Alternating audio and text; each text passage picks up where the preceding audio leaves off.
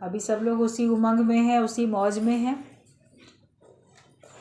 गुरु नानक देव की बात चल रही थी, नाम खुमारी नानका चढ़ी रहे दिन रात। तो जो ये बीच बीच में आयोजन होते हैं, गुरु का हमारे शहर में आना होता है, हमारे जीवन में आना हो जाता है ज्ञान के रूप में। और चाहे त्यौहार भी आते हैं, होली दिवाली सब छोटे बड़े त्यौहार आते रहते हैं, सब उत्साह उमंग में हमको भरने के लिए आते हैं। तो उसमें तो उतार चढ़ाव होता है, लेकिन गुरु का हमारे जीवन में आना या हमारे शहर में आना, वो जो हमारे को उत्सव जो बन जाता है, उसकी खुशी हमेशा रहती है। जब याद करोगे तब आपको बड़ा अच्छा लगेगा, ऐसे गए थे, ऐसे बैठे थे, ऐसे देखा था, ये सुना था। तो ये एक अनोखी खुशी होती है और ये हमेशा हमारी बनी रहती है। इसको बनाए रखना चाहिए। और हर जो भी कुछ आयोजन होता है उसमें भी सबको कुछ ना कुछ सीखने को मिलता है। अगर आपकी सीखने की खिड़की खुली हुई है तो, अगर आप सीखना न चाहो तो कोई आपको कितनी बार भी उपदेश करेगा, आप नहीं सीख पाओगे। अंदर में उद्देश्य रखोगे कि मुझे कुछ सीखना है, तो आपको हर घटना से, हर परिस्थिति से, हर शब्द से कुछ ना कुछ लगेगा, ये संदेश मिला, ये मुझे वाणी में ये संदेश मिला। तो जो भी इतना बड़ा अभी आयोजन हुआ, पूरा तीन बार आप लोगों ने दर्शन किए, श्रवण किया, लाभ लिया, उमंग उत्साह में रहे। तो उस उमंग उत्साह को सब लोग अपना अपना बनाए रखेंगे। और जीवन जब हम परमार्थ की तरफ लगाते हैं तब हमको आती है सच्ची खुशी। जीवन अपना मोड़ दो, कहते निज सुख निर्मल सोई पाए, जो मन को मोड़े मोड़े। जो अपने मन को मोड़ लेता है उसको निज सुख मिलता है। मतलब एक सुख होता है किसी परिस्थिति से, कहीं बाहर से, व्यक्ति से, वस्तु से लिया गया सुख होता है। एक होता है हमने बाहर से कहीं से कुछ नहीं लिया, वो हमारे अंदर से उपज रहा है। वो सुख, वो शांति, वो आनंद, वो एक अनुभूति, तृप्ति की, संतुष्टि की जो अनुभूति है, वो हमारे अंदर से उपज रही है। उसको महसूस करो और उसको मेंटेन रखो, उसको बना के रखो।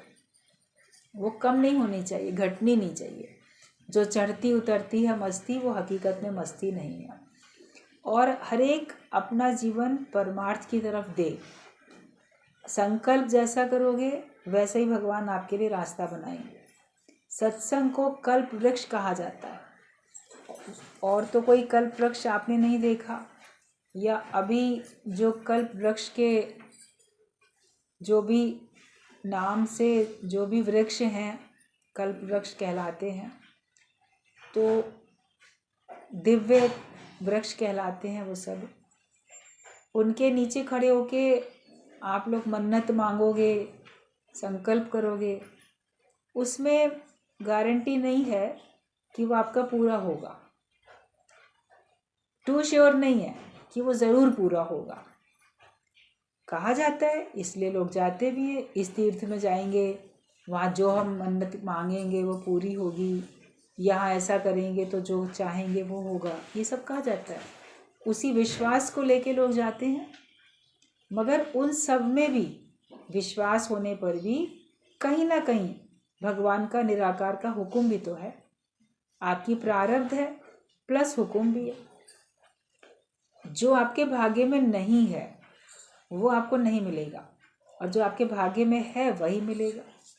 एक दृष्टांत बताया जाता है छोटा सा सत्संग में, कि एक कोई कार्यक्रम चल रहा था। जैसे कई बार किसी स्कूल में कार्यक्रम होते हैं बच्चों के, या फिर उनके कोई और कार्यक्रम कहीं स्टेट लेवल पे होते हैं, कहीं कैसे कैसे होते हैं। तो ऐसे कोई प्रोग्राम चल रहा था, कोई कार्यक्रम, उसमें सब अपने अपने, कोई नृत्य कर रहा था, कोई कुछ कर रहा था, एक एक प्रोग्राम स्टेज पे हो रहा था। तो उसको देखने के लिए काफ़ी लोग आए हुए थे, और लोग भी इनवाइटेड होते हैं और कुछ वैसे भी आके बैठते हैं। तो एक सिद्ध पुरुष थे, संत फकीर, तो वो भी आके प्रोग्राम किसी ने भी कहा होगा तो वहाँ आके बैठे देख रहे थे। तो एक लड़की ने स्टेज पे बहुत सुंदर नृत्य प्रस्तुत किया, इतना अच्छा उसका नृत्य था, जो भजन गाना जो भी चयन किया गया था वो भी बहुत अच्छा था। सब लोग जैसे मंत्रमुग्ध होके उस बच्ची का, उस लड़की का नृत्य देख रहे थे। वो संत भी देख रहा था, फकीर बहुत खुश हुआ वो भी। तो उसने फिर उस लड़की को जब प्रोग्राम पूरा हो गया तो उसने कहा कि मैं इतना खुश हूँ तुम्हारा नृत्य देख के कि तुम मांगो, क्या मांगती हो, जो तुम्हें इनाम मिला या मिलेगा वो अलग बात है, लेकिन मैं तुम्हें तुम्हारी मन मांगी मुराद पूरी करूँगा। जो भी तुम मांगो मैं तुम्हें वो वरदान दूंगा। भाई आशीर्वाद वही मिलेगा, संतों का कहा हुआ व्यर्थ भी नहीं जाता है। तो वो लड़की थी ज्ञानवान, उसने कहा कि नहीं मुझे कुछ नहीं चाहिए। तो बोले नहीं मैं खुश हूँ, खुश होके दे। और बाकी सब ने भी कहा, जो आयोजक थे, अरे इतने बड़े सिद्ध वीर संत हैं, ये कह रहे हैं कुछ मांगो। तो बोली अच्छा, मैं पहले एक सवाल आपसे पूछना चाहती हूँ कि जो कुछ भगवान ने मेरे भाग्य में लिख दिया है, क्या आप उसको रोक सकते हैं कि मुझे ना मिले? बोले नहीं, ऐसा तो कोई भी नहीं कर सकता। जो भगवान ने तुम्हारे भाग्य में लिख दिया है वो तुम्हें अवश्य मिलेगा, उसको कोई नहीं रोक सकता। फिर उसने कहा और जो भगवान ने मेरे भाग्य में लिखा ही नहीं है, क्या कोई मुझे वो दे सकता है? तो अब वो सोच में पड़ गए। बोले अगर भगवान ने ही तुम्हारे भाग्य में नहीं लिखा है, जिसको भगवान नहीं देना चाहते हैं, उन्होंने भाग्य में नहीं लिखा है, तो वो तुम्हें कोई नहीं दे सकता। तो बोली जब मेरे जो भाग्य में लिखा नहीं है वो मुझे कोई दे नहीं सकता, जो भाग्य में है उसको कोई रोक नहीं सकता, तो फिर मैं मांगूँ क्यों मांगे? तो आप जो देना चाहते हैं मुझे क्या दे सकते हैं? तो बोला ठीक बात है, ये तुम सही कह रही हो। मैं भी जो तुम्हारे भाग्य में लिखा है, मान लो तुम्हारे भाग्य में वो चीज़ 10 साल बाद मिलने लिखी है, मैं बस इतना कर सकता हूँ, तुम्हें वो अभी मिल जाएगी, या किसी और जन्म में लिखी है तो अभी मिल जाएगी मान लो, लेकिन जो भाग्य में लिखी नहीं है वो नहीं दे सकता। तो उसके जवाब से बड़ा खुश हो गया। तो वो ज्ञानवान थी लड़की, वो अपने आप में पक्के दृढ़ता के निश्चय में थी एकदम। तो उसने कुछ भी नहीं मांगा, बोली मैं अपने भाग्य में खुश हूँ, आगे पीछे तो कोई कर सकता है, वे कोई चीज़ हमें बाद में मिलनी है वो अभी मिल जाएगी, या कोई मान लो अभी कोई रोक दे, किसी के भाग्य को मान लो कोई रोक दे, मगर उसके भाग्य में अभी कोई किसी की रुकावट डालेगा तो बाद में भी मिलेगा उसको।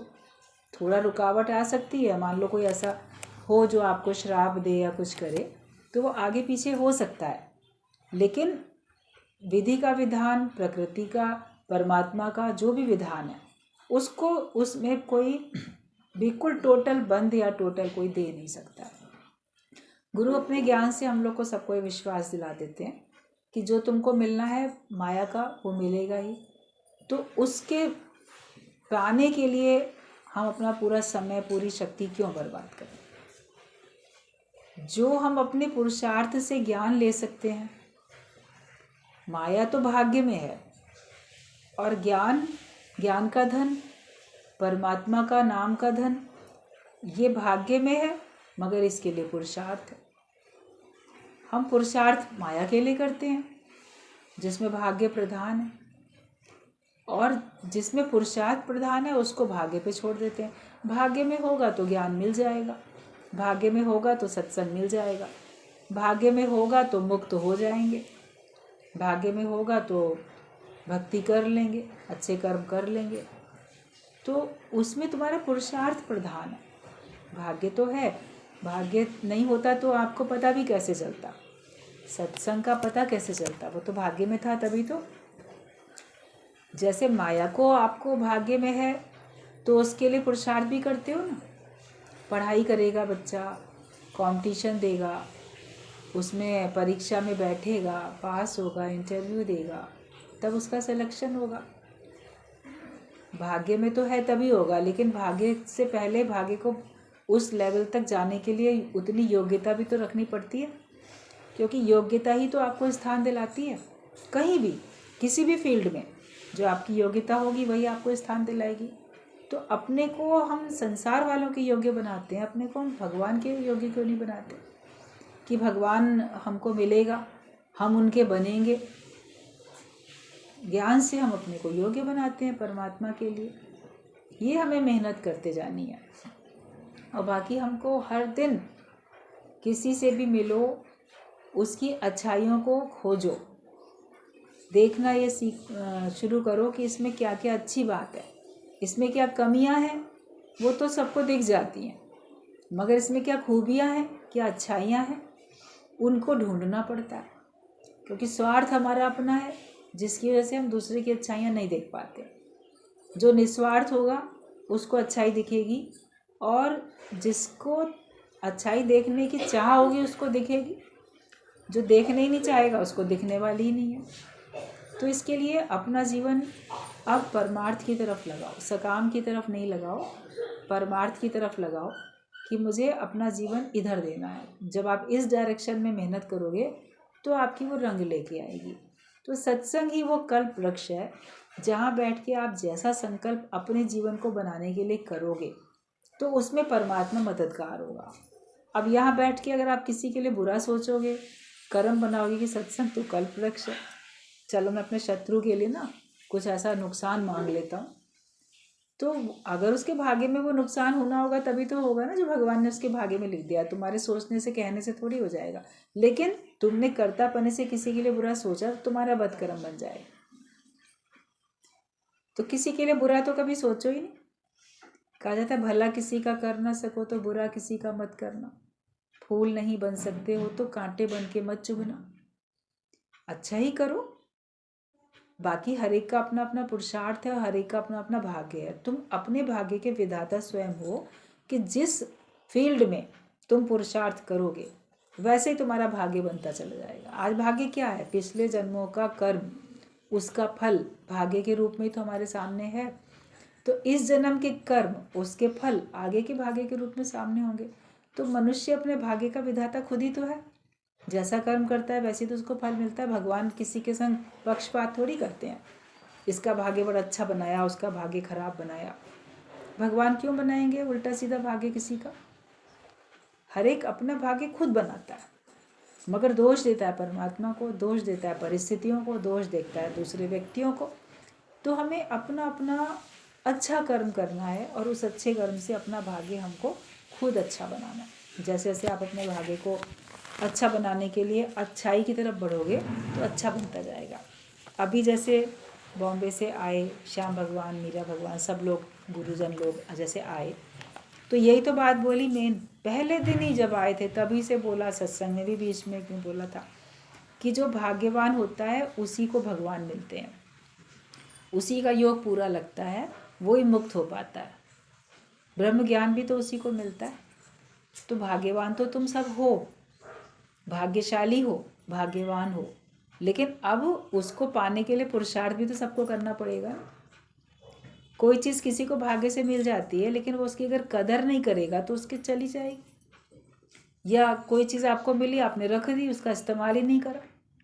पारस पत्थर मिला भाग्य से, कृपा से, अब उसने ले भी लिया, उसने सोना बनाया ही नहीं, तो उसमें कौन दोषी है फिर? तो ये मनुष्य जीवन भी हमको मिला है, इसमें हम कितना भी ज्ञान का धन इकट्ठा कर सकते हैं, मगर इसमें आप अगर नहीं करेंगे तो इसमें फिर हमारा तो सुस्ती और आलस से ही तो है, हमारा लगन की, हमारे पुरुषार्थ की तो कमी है। फिर दोष दूसरे को क्यों देना? इस मनुष्य जीवन की हमको कदर करनी चाहिए, ज्ञान की कदर करनी चाहिए, और अपनी आध्यात्मिक उन्नति के लिए हमें संकल्प करने चाहिए। माया तो बहुत मिल जाएगी, गुरु ऐसा कहाँ हर बार मिले जो हमको सही ज्ञान दे रहा है, जो हमको सही दिशा दिखाता है, हमारे साथ खुद उस मंजिल पे चलता है, पहुंचाता है हमको, युक्तियां तरह तरह की हमको बताता है, माया से छूटने की, कर्मों से छूटने की, निर्विकारी होने की, इतनी इतनी युक्तियां बताई जाती हैं। तो इतनी मेहनत हो रही है, मेहनत गुरु की निस दिन, कुछ तुम भी लगा लो जोर। अभी सब लोगों ने उनका जीवन देखा, कितने सालों से इसी कार्य में लगे हुए हैं, कोई दूसरा कार्य नहीं है। अनुभवी व्यक्ति का एक वचन भी आपको असर करता है। भले कोई नए पॉइंट नहीं बोले होंगे, नए दृष्टांत नहीं बताए होंगे, आपने सुने हुए होंगे पहले, कभी कोई बात नई भी होती है, लेकिन ज़्यादातर वही बात होती है, लेकिन फिर भी कितना हमारे हृदय पे गहरी छाप छोड़ के जाती है। उसको सुन के हम वैसा चलने के लिए संकल्प कर लेते हैं और वो हमारे ऊपर असर करती हैं और उससे हमारे जीवन की दिशा बदल जाती है, क्योंकि अनुभव का वचन है, अनुभव का ज्ञान, उज्ज्वलता की वाणी। सत्संग सब सुनते हो, लेकिन उनको जीवन में उतार के अनुभव में लाके फिर आप दूसरे को बोलोगे तो उसके ऊपर जल्दी असर होगा। वरना तो कहते सभी हैं, सुनते सभी हैं। ब्रह्म ज्ञानी के मुख से सुनने से भी हमारा उद्धार होता है। ब्रह्म ज्ञानी के मुख से ज्ञान सुन के उसी भाव में रह के ज्ञान हम सुनते हैं या कहते हैं, तो कहने से भी उद्धार होता है। सुनत कहत रहत गत पावे। पहले सुनो, कहो भी, मतलब कानों से जो सुना है मुख से बोलेंगे भी तो वही ना। आपने ज्ञान सुना है तो मुख से ज्ञान निकलना चाहिए और रहनी में आए। सुनत कहत रहत गत पावे, तभी हमारा उद्धार भी होता है, कहने से भी, सुनने से भी। और सारे हमारे कष्ट, सारे हमारे पाप जो हैं वो धुल जाते हैं, मिट जाते हैं। ज्ञान की गंगा में आने से तो हमारा देहाध्यास मिटता है, और जगह पे देहाध्यास थोड़ी मिटता है।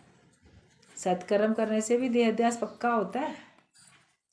मैं तो बहुत अच्छा हूँ, बड़ा सत्कर्मी हूँ, मैंने इतनी पूजा की, मैंने इतने व्रत रखे, मैंने इतने दान दिए, मैंने इतने तीर्थ गया, तो तुम्हारी मैं ही तो पक्की हो रही है और वो तुम्हें जन्म मरण के चक्कर में लाएगी। भले तुमको कोई अच्छा सुख वाला जीवन मिल जाएगा, लेकिन जन्म मरण के चक्कर से तो छुटकारा नहीं मिलेगा ना। ज्ञान से हमारे आवागमन का छुटकारा होता है। ब्रह्म ज्ञान मिलता है तो हमारी देह का भाव मिट जाता है। और फिर जैसे अब पिछले दिनों भी जो बात चली थी, बताया गया था कि कोई तुम्हारा नाश थोड़ी हो जाता है। ब्रह्म ज्ञानी को तो परमात्मा अपना यूजफुल हैंडल बना के लोगों के बीच में भेजता ही रहता है। संत तो जगत में आते ही रहते हैं जगत के कल्याण करने के लिए।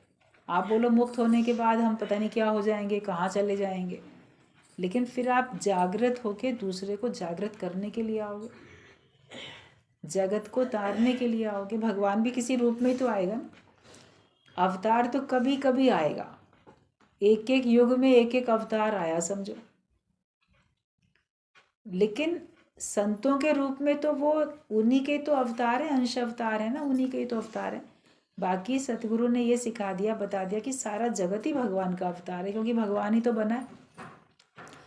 भगवान ने अपनी विभूतियों का वर्णन करते हुए कहा है कि जड़ चेतन जो कुछ दिखाई देता है वो सब मैं बनाऊं, तो है तो सब भगवान का अवतार, लेकिन विशेष अवतार राम के रूप में, कृष्ण के रूप में, नानक के, क्राइस्ट के किसी रूप में कभी कभी आता है विशेष अवतार, मगर संतों के रूप में उपलब्ध है। और वो दृष्टि ऐसी देते हैं कि सब में वही भगवान है, सब में वही भगवान देखे। अपने अंदर की भगवत भावना को और प्रबल करते जाओ, अपने अंदर की आत्मिक शक्ति को और बढ़ाते जाओ, जीव भाव को गुम करते जाएं, आत्म भाव को प्रकट करें। भीतर सबके भगवान है, उसको प्रकट करना है बस केवल।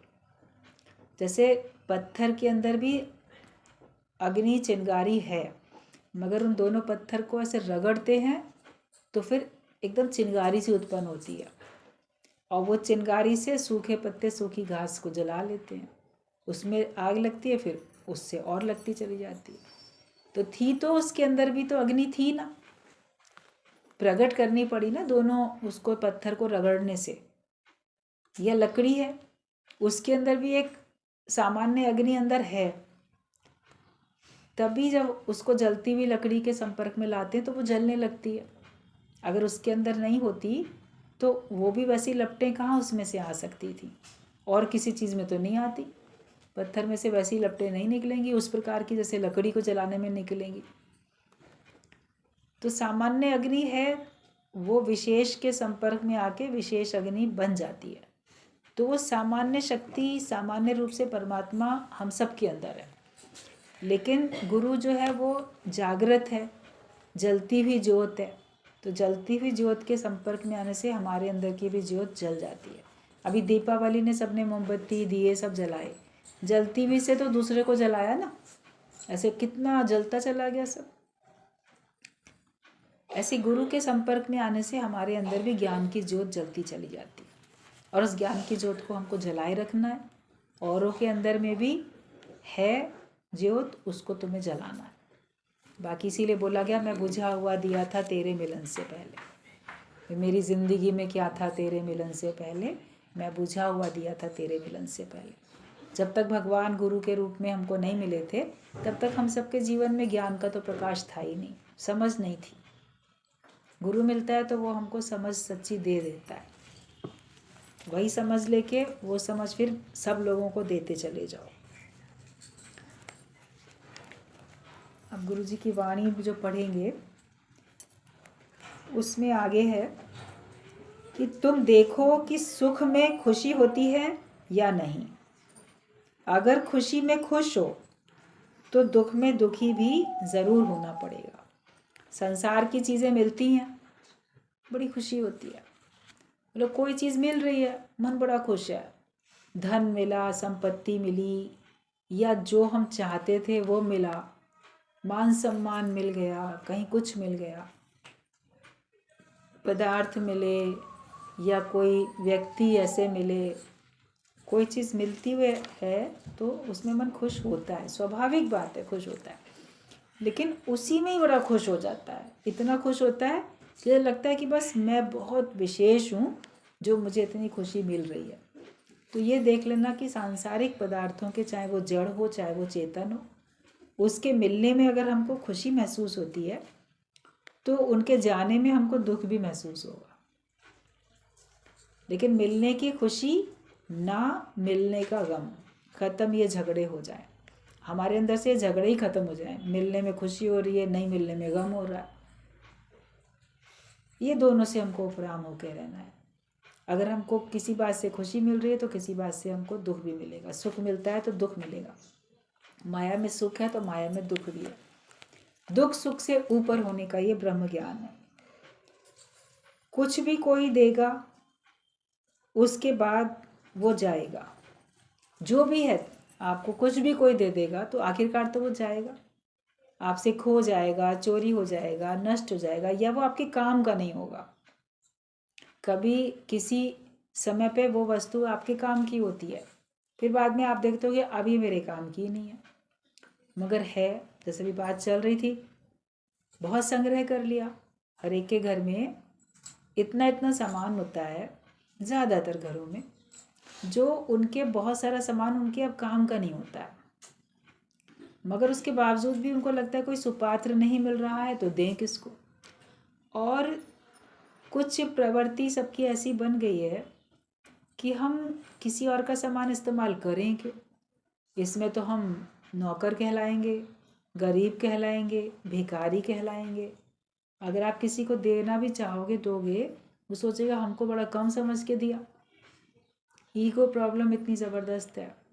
भाई भाई भी एक दूसरे का सामान नहीं लेना चाहते, अपने ही घर का सामान। पहले ज़माने में होता था, कहावत बनी, हम सुनते थे बचपन में, दादा लाए पोता बढ़ते।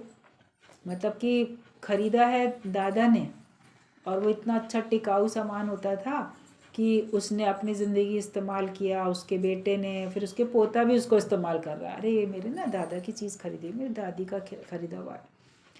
तो घर को भी और सामान को भी उसको परिवार में लोग इस्तेमाल करते रहते थे जब तक वो टूट ना जाए, ख़राब ना हो जाए। बड़े भाई बहनों के कपड़े छोटे भाई बहन पहनते रहते थे, स्कूल यूनिफॉर्म भी, दूसरे कपड़े भी, जूते चप्पल भी, ईगो प्रॉब्लम नहीं होती थी। और रिश्तेदारी में भी लोग पहनते रहते थे, इनकी साड़ी उसने पहन ली, उसका सूट उसने पहन लिया, चलो हमने, हमारा छोटा हो गया हमने उसको दे दिया, तो कोई बुरा नहीं मानता था। तो अभी तो आप किसी को सोच में ही पड़ जाओगे कि वो तो बड़ा बुरा मान जाएगा कि अपनी पहनी हुई चीज़ हमें दे रहा है क्या, क्योंकि ईगो की समस्या है, अहम है सबके अंदर में, और कमी किसी के पास है नहीं। जब कभी हम सत्संग में सुनते थे गुरुजी के मुख से, दुनिया में ना कोई गरीब नहीं है, तो बड़ा अजीब लगता था। हमको लगता था कि गुरुजी के पास सब सब अमीर लोग आते हैं, इसलिए इनको लगता होगा कि दुनिया में कोई गरीब नहीं है। बहुत गरीब लोग हैं, क्यों नहीं गरीब हैं, भी गरीबों तक पहुंच नहीं है, वो नहीं है, मगर उनका कहने का तरीका, समझाने का कुछ अलग होता था कि सबके पास है। अभी आप दोगे तो वो कदर नहीं करेंगे आपकी, आप सामान दोगे तो कदर नहीं करेंगे। काम वालियाँ भी जो आती हैं लोगों के घरों में, लोग बताते रहते हैं कि आज की बनी हुई चीज़ है, चलो कल वो आई है झाड़ू या बर्तन मांजने, तो उसको फ्रिज से निकाल के दे देंगे, ले कल बनी थी, फंक्शन था, या जो भी एक्स्ट्रा है तो तुम ले जाओ अपने घर में खा लेना। तो वो लोग नहीं लेंगे, नहीं खाएंगे। ले भी रहे, एक ने तो बताया कि हमारे से अभी किचन में हम हैं और हमने उसको दिया, बहुत अच्छी जो भी चीज़ बनी हुई थी खाने की एक दिन पहले की, तो उसको दी, तो ऐसा मना भी नहीं किया, मतलब लिया भी, और फिर बाहर गेट के पास निकलते निकलते उन्हीं के घर के डस्टबिन में डाल के चली गई। बोले ये देखो कितनी अजीब बात कि हमारे ही घर के डस्टबिन में फेंकती हुई चली गई कि हमें नहीं चाहिए। मतलब कि हम सोचते हैं ये लोग गरीब हैं, तो ये लोग कहाँ गरीब हैं, सब अपने आप को समझेंगे शहंशाह राजा, और कोई कमी नहीं है। भिखारियों को भी आप सोचोगे गरीब हैं, उनको आप दे दोगे, अगले दिन फिर वैसे ही ठंड में सिकुड़ते मांगते हुए दिखाई देंगे, आपके दिए हुए शॉल स्वेटर नहीं पहनेंगे वो, फिर क्योंकि उनकी आदत पड़ गई है वैसी।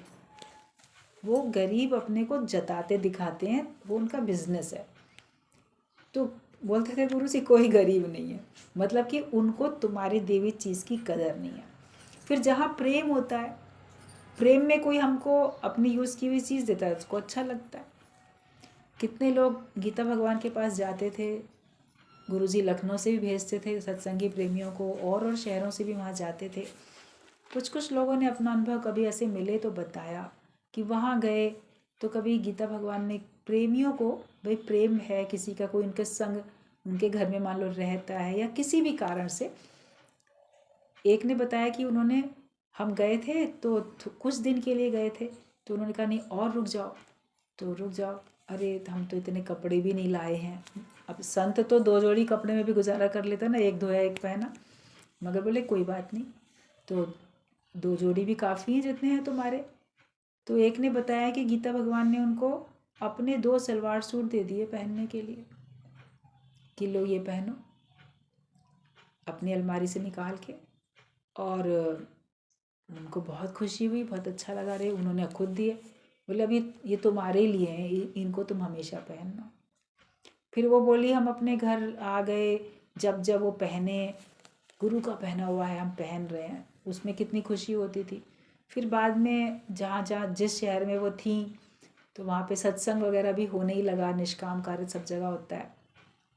तो फिर उन्होंने बताया था कि हमारे तो साइज़ में फिर वो नहीं आते थे बाद में, जैसे शरीर की तो परिवर्तन होता ही है, स्थिति बदलती रहती है।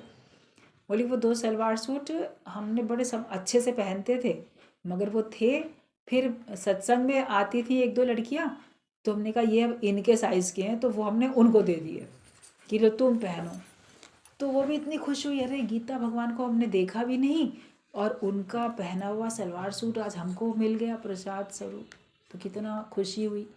तो जहाँ इतना प्रेम होता है तो वहाँ पे कोई बुरा थोड़ी मानता है, कोई सोचेगा ये लो गीता भगवान ने पहना, फिर इन्होंने भी इतना पहन लिया, फिर हमको दे रहे हैं पहनने के लिए। अगर संसार में कोई हो तो ऐसा सोचे, लेकिन जहाँ अति प्रेम होता है, भक्ति भावना होती है, तो वो कितना अच्छा। किसी सत्संगी प्रेमी को गीता भगवान ने अपनी साड़ी दे दी, अब वो साड़ी जब जब पहने, अरे उनकी दी हुई साड़ी है, उनकी पहनी हुई साड़ी थी चाहे।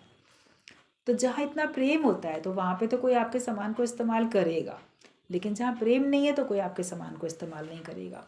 तो इसलिए आप भी अपने सामान के प्रति मोह मत रखो। आपके पास बहुत भंडारा है तो, कम है तो, जहाँ जिसको जैसी आवश्यकता होती है तो वहाँ पे आप अपना बांट सकते हो, दे सकते हो। इतने अनाथ आश्रम बने हुए हैं, इतने वृद्धाश्रम बने हैं, इतने सब कितने कितने जगह जगह बने होते हैं। लोग वाग संतों के आश्रम में भी, जो बड़े बड़े आश्रम होते हैं ना, वहाँ पर भी रखे जाते हैं। लखनऊ में भी किसी ने हमको बताया था, कौन से गुरुद्वारे में, कहाँ पे, बोले जैसे लोग वहाँ पे उधर जगह बना के रखी है, तो अपने पहनने योग्य अपने कपड़े वगैरह, सूती ऊनी जो भी कपड़े हैं वहाँ रख के जाते हैं। और वो तो पब्लिक प्लेस है, मंदिर या गुरुद्वारे में तो कितने लोग आते जाते हैं, तो फिर उनमें से जिसको जो पहनना होता है लेके चला भी जाता है। और जगहें भी ऐसी, अब जहाँ तहाँ अलग अलग एरिया में भी, लखनऊ में भी हम देखते हैं अलग अलग एरिया में भी फिर ऐसे ऐसे जगह बना दी गई हैं कि जिनके पास एक्स्ट्रा है और उनको कोई सुपात्र नहीं मिल रहा है बांटने के लिए, देना चाहते हो तो आप अपने पुराने कपड़े, ऊनी, सूती, जूते जो भी हैं वहाँ सामान अपना रख के जाओ, और फिर जिसको ज़रूरत होगी वहाँ से आके देख के ले जाएगा। उसमें ये है ना, आपको कर्तापना भी नहीं रहेगा, मैंने इसको दिया। ऐसे आप दोगे किसी को मैंने इसको दिया तो हमेशा याद रखोगे मैंने इसको दिया था ना, ये मेरी चीज़ पहन रहा है, फिर मैंने इसको दिया था ना, इसने मेरी चीज़ पहनी ही नहीं, पता नहीं क्या कर दी इसने। दोनों ही बातों में आप ना टकटकी बांध के उस व्यक्ति को देखोगे, इसने पहन लिया तो देखो मेरा दिया पहना, नहीं पहना देखो मैंने दिया था पहना नहीं, जाने क्या करा इसने। तो दोनों ही बातों में तो तुम अपने सामान से अटके हुए रहे ना। ऐसे देने वाले को पता नहीं किसने लिया, लेने वाले को पता नहीं किसने दिया, तो वो भी खुश रहता है, तुम भी खुश रहो। और अपना ये सामान जो है किसी काम का नहीं, जितना आपके जितने दिन आपने यूज़ में ले लिया, बाकी तो ये शरीर भी छूट जाना है, इसको भी तो लोग जला के ख़त्म करेंगे ना, बहा के। तुम्हारे बाद तुम्हारे सामान को चाहे कोई बाहर फेंके या कोई कुछ भी करे, तुम्हारी आसक्ति तो नहीं होनी चाहिए ना, क्या होगा मेरे कपड़ों का, क्या होगा मेरे सामान का, क्या होगा बाद में, जो होगा तुम क्या कर रहे हो, तुम इस्तेमाल करो ना उसका आराम से बढ़िया इस्तेमाल करो। तुम्हारे पास अधिक धन है, तुम रोज़ नए नए कपड़े खरीद के पहनो, जमा करते जाओ इकट्ठे, जो तुम्हारा मन है वो तुम करो, बांटने का मन है बांटो, रखने का मन है रखो। जब तुम नहीं रहोगे लोग तुम्हारे शरीर को भी ले जाएंगे शमशान घाट में, फिर तुम्हारे कपड़ों का या तुम्हारे सामान का चाहे जो करें। जिसकी रीसेल वैल्यू है, आपका सोना चांदी हीरा वगैरह वो तो रख लेंगे वो लोग, और कपड़ों की कोई रीसेल वैल्यू होती नहीं है, उसको इधर उधर कर देंगे, या जो देखेगा उसकी गत मत है।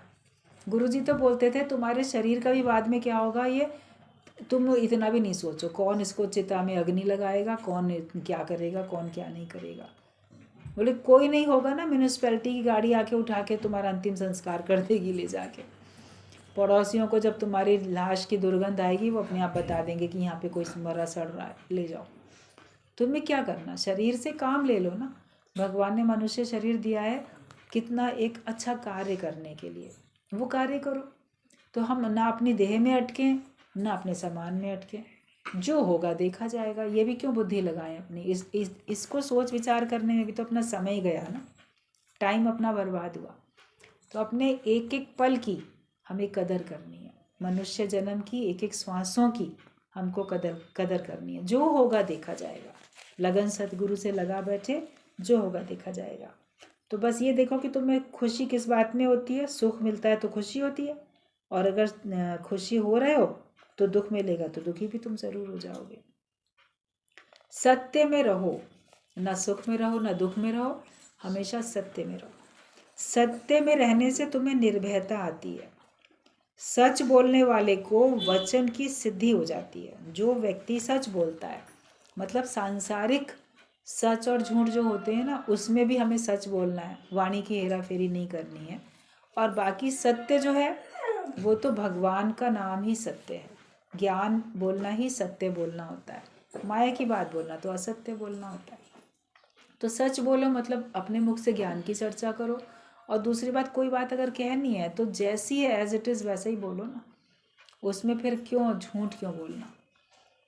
तो जो सत्य बोलता है उसको वचनों की वाणी की सिद्धि हो जाती है, फिर वो जो बोलता है भगवान उसको सच करते जाते हैं। इसीलिए जो सिद्ध होते हैं, सच्चे संत होते हैं, वो व्यर्थ में बहुत अधिक बोलते नहीं हैं, वो मौन में रहते हैं। इसलिए कि वो अधिक बोलेंगे, जो बोलेंगे तो वो पूरा भी हो जाएगा।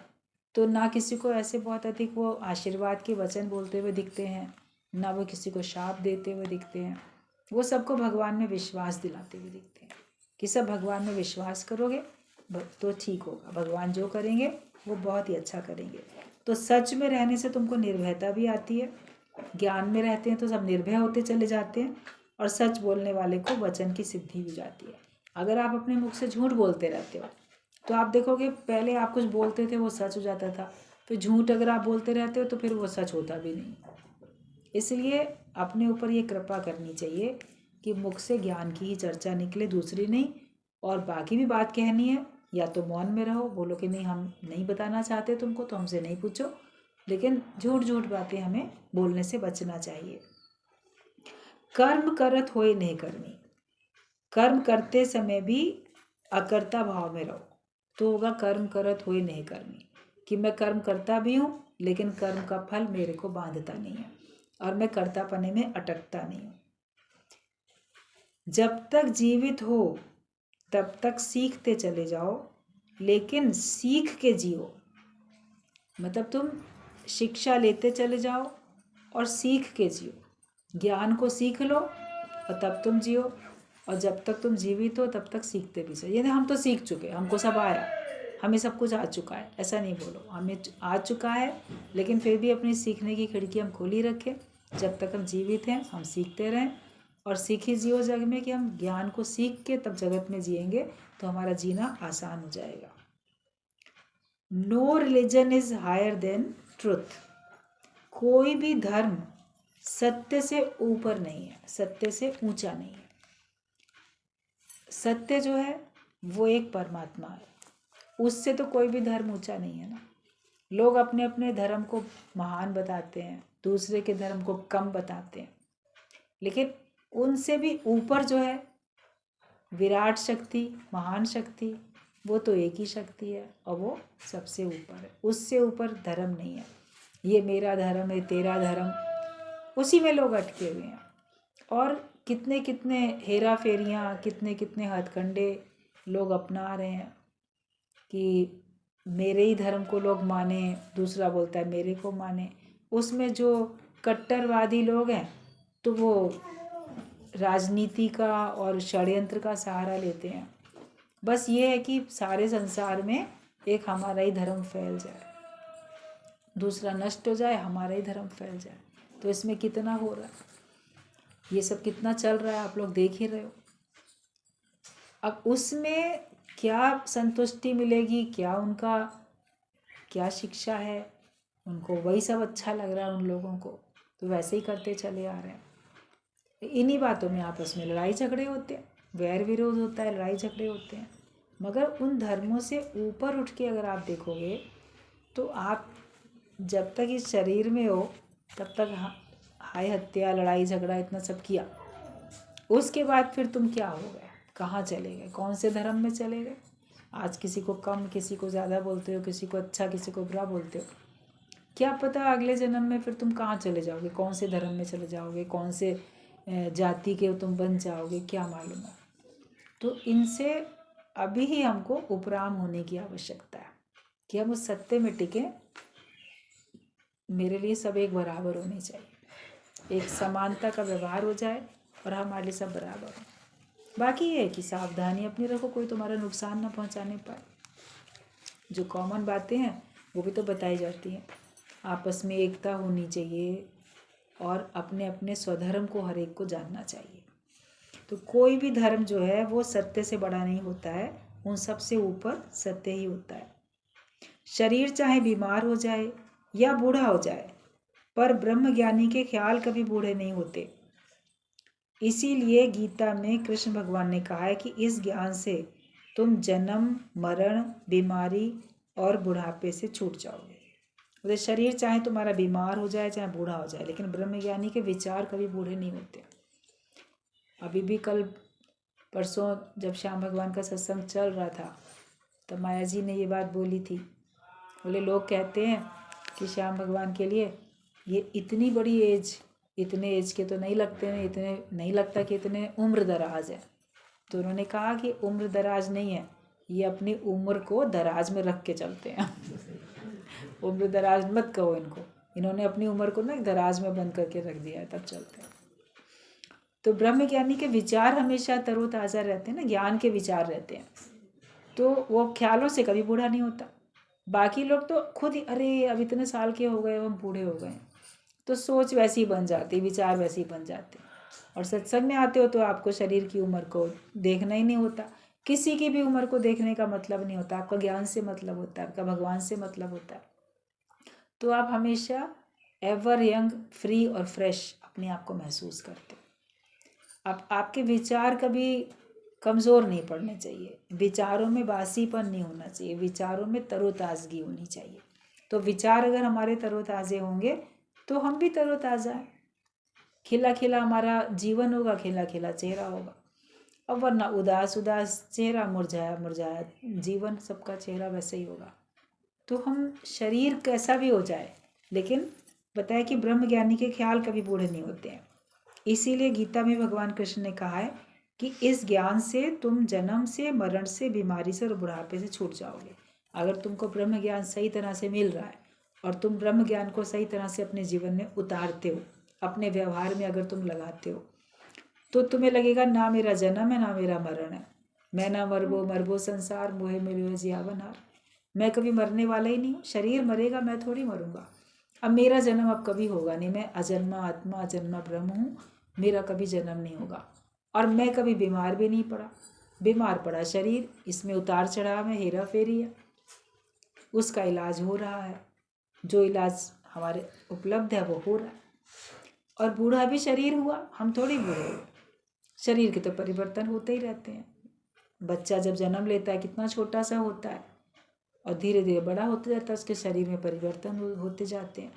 अंतिम समय तक, बुढ़ापे तक देखो शरीर में तो धीरे धीरे स्लो परिवर्तन होता ही रहता है। अंदर से भी परिवर्तन होता है, बाहर से भी होता है, उससे थोड़ी ना हमें घबराना है, वो तो शरीर की स्थिति है। लेकिन तुम अपने आप को हमेशा ब्रह्म स्वरूप जान के रखोगे तो तुम अपने आप को हमेशा खुश महसूस करोगे, तुम्हारे अंदर में कभी मायूसी, उदासी नहीं आएगी। अपने को देह मानने से ही सब परेशानियां हैं। कहा जाता है देह में सब विकार होते हैं और देह में ही सारी परेशानियां भी होती हैं। लेकिन अपने को ब्रह्म जान लेने से हमारे सारे भ्रम संशय निकल जाते हैं। और अपने को हमेशा ब्रह्म, अपने को आत्मा जान के रखोगे तो फिर आप एक रस अवस्था में रहोगे। देह को मानने से हमारी स्थिति एक सी नहीं रहती, घटा बढ़ी होती रहती है। तो अपने को ब्रह्म जानोगे तो आप एक रस अवस्था में रहोगे। हमेशा एक रस अवस्था में रहो, हमेशा आनंद में रहो, हमेशा प्रसन्न रहो।